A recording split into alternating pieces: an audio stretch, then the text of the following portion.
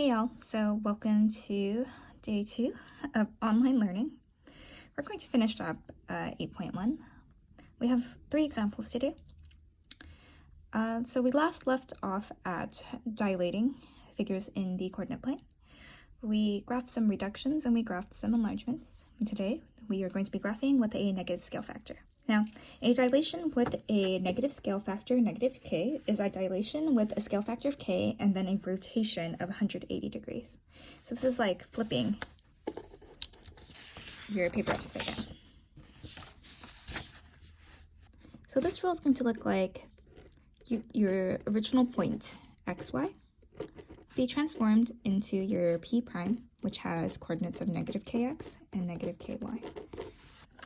Next, we're going to graph some polygons and its image after a dilation that has a negative scale factor. So I'm going to start off by graphing the pre-image. So there is our pre-image, FGH. Scale factor is negative 0.5, so I'm going to multiply each x and y value by negative 0.5. After multiplying each of the coordinates by our scale factor, negative 0.5, I get that f prime is at 2, 1, g prime is at 1, negative 2, h prime is at 1, 1. I'm going to graph the image.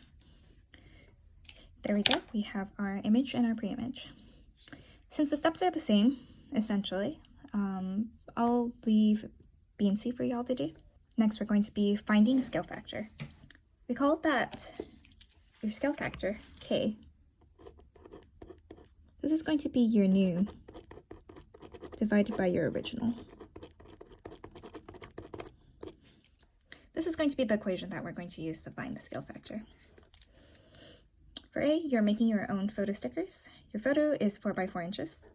The image on the sticker is 1.1 inch by 1.1 inch. What is the scale factor of the dilation? Alright, so to find the scale factor, we're going to take our new, which is 1.1, and then divide it by our old, 4.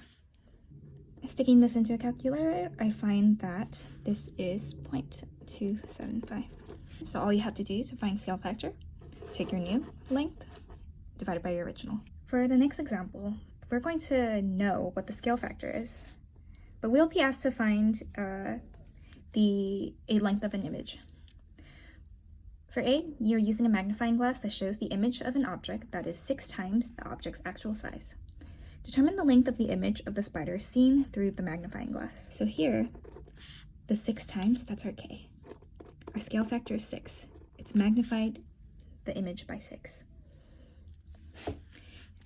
This right here, the spider that has a length of 1.5, this is our original.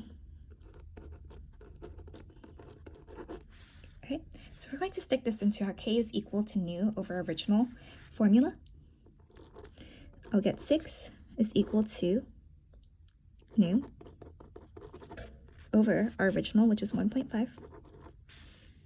Now, we have new divided by 1.5. The opposite of division is multiplication, so we're going to multiply both sides of the equation by 1.5.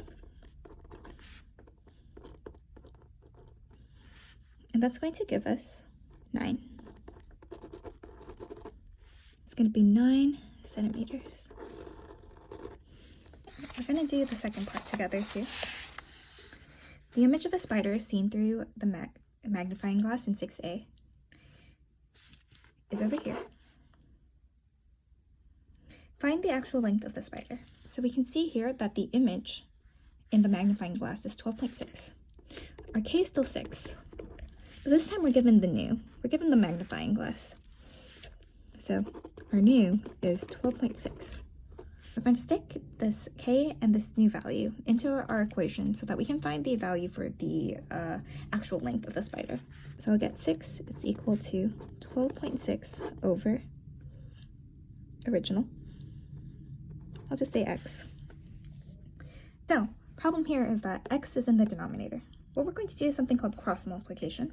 This only works if you have a fraction on both sides of the equation. So to turn a whole number into a fraction, you put it over 1. Now to cross multiply, you're going to multiply across diagonally. 6 times x is 6x. And then 1 times 12.6 is 12.6. When you cross multiply, you're going to set the two parts that you got equal to each other. Lastly, we're going to divide by 6. And we get that x is equal to 2.1 centimeters. Alright, so this is all for day 2 of our lesson. Again, homework is going to be posted on Google Classroom, so you can check there. It won't be due until Sunday. Feel free to ask me if you have any questions on the homework. Alright, hope that you have a great weekend, and I'll catch you later.